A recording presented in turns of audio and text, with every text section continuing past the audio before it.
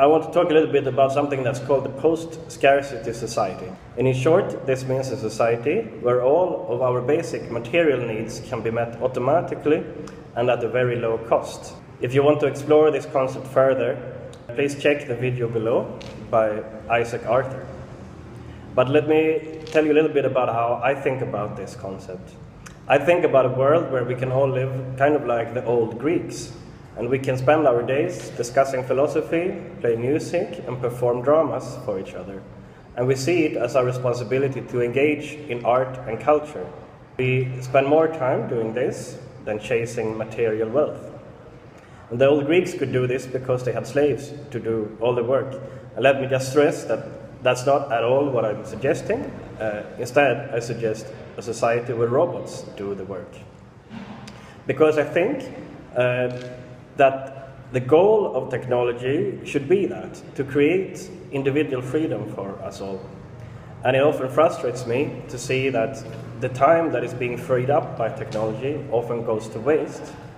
Instead of creating individual freedom, the gap is filled with bureaucracy in order to give people jobs, as they say, or the technology is used to make profits, and this profit goes to the owners of the technology rather than to the people who do the actual work.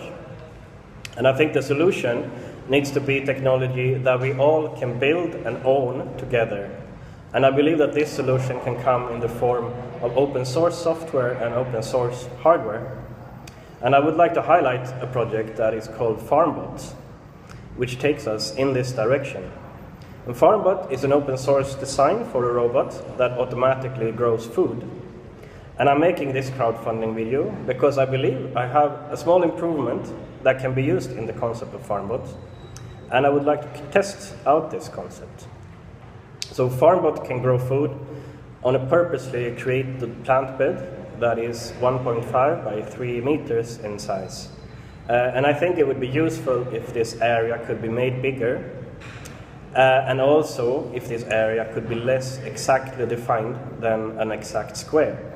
So my idea is to use a robotic arm mounted on a rack rail. The concept of a rack rail is borrowed from early train system. And in my prototype, I will use PVC pipes for the rails and rack rail. On the platform, there would be a robotic arm mounted, and there are already several open source robotic arms available. So the focus for my project will be the rack rail system.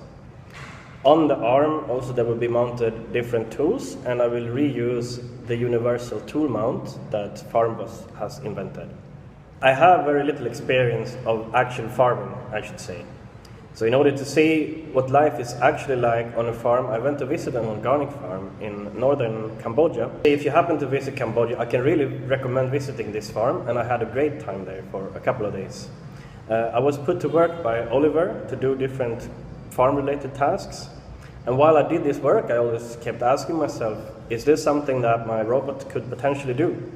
And for example, I spent one day picking flowers for tea, and another day transplanting seedlings. And I actually think that both of these tasks could be done by my robot if I can get it to work. But there are many practical questions that remains, and that's what I would like to investigate with this research. For example, what sort of precision can we achieve with this rack rail? What sort of precision is actually needed for the robot to be able to do useful work? And what will all the little twiddly bits be, and all the small problems that I need to overcome? I will carry out this research in a makerspace called The Tribe in Phnom Penh in Cambodia. And the makerspace has all the tools needed, such as a 3D printer and a CNC mill.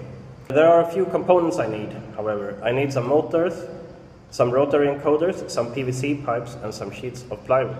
I'm raising a little bit of money to buy the parts that I need, and I invite you to participate in this research. All designs and source code will be shared as open source.